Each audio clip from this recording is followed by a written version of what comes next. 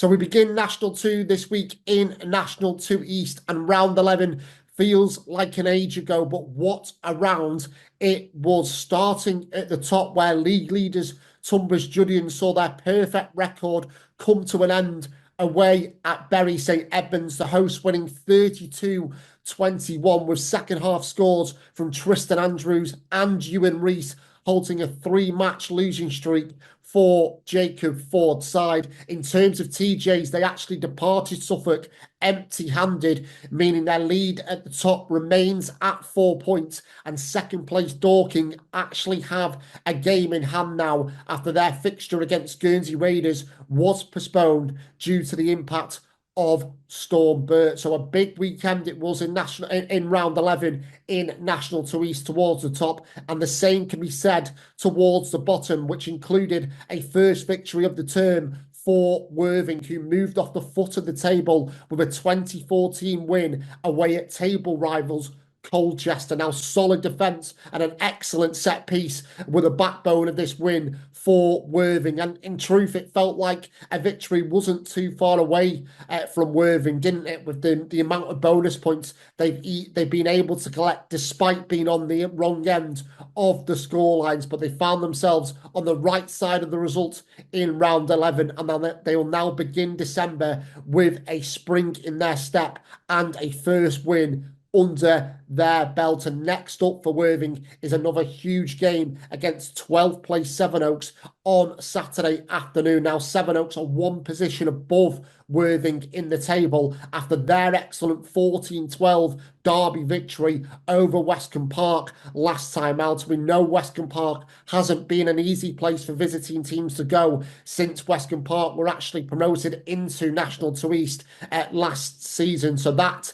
tells you all you need to know about how big that victory was for Sevenoaks and Adam Bowman's side, who, of course, lost to Colchester in round 10. So it was an excellent reaction and an excellent result for Sevenoaks last time out. So what it means for the table then going into this weekend is that Worthing swap places in the standings with Colchester in round 11, and they are now just 1 point behind Sevenoaks going into Saturday's mega clash in West Sussex. At the top, TJ's first loss of the season has given fresh hope to the chasing pack.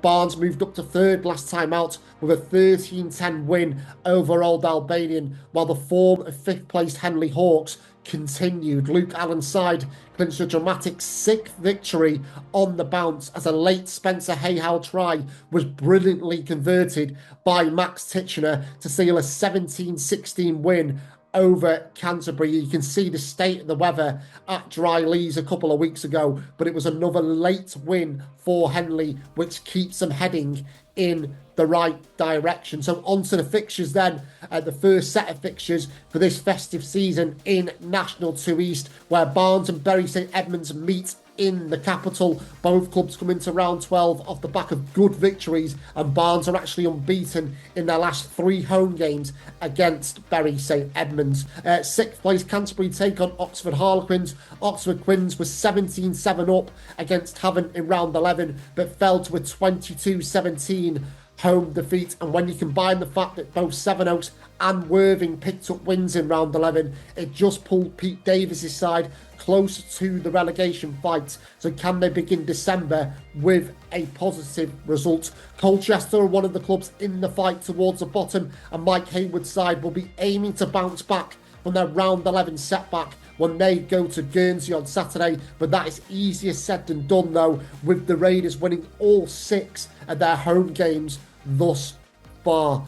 Second place Dorking go to Havant, aiming for a 10th straight win. The informed team in National 2 East will have been buoyed to see title rivals Tunbridge Judeans slip up in round 11, but the real test is if they can continue to put the pressure on when they visit Hooks Lane. Not an easy place for visiting teams to go. Really good atmosphere down there, but Dorking are in great form and will be hoping to extend their winning run. Elsewhere, Old Albanian host Westcombe Park, with both sides in need of a bit of early Christmas cheer. Away's winless in 5, while Westcombe Park have won just once in the same time period. And we finish with 2 early Christmas crackers as well at the Slade. Tunbridge Juniors will be looking for an immediate reaction at home to an informed Henley, while, as we said before, Worthing have the opportunity to move out of the bottom two when they entertain Sevenoaks on what is set to be a big afternoon for both teams.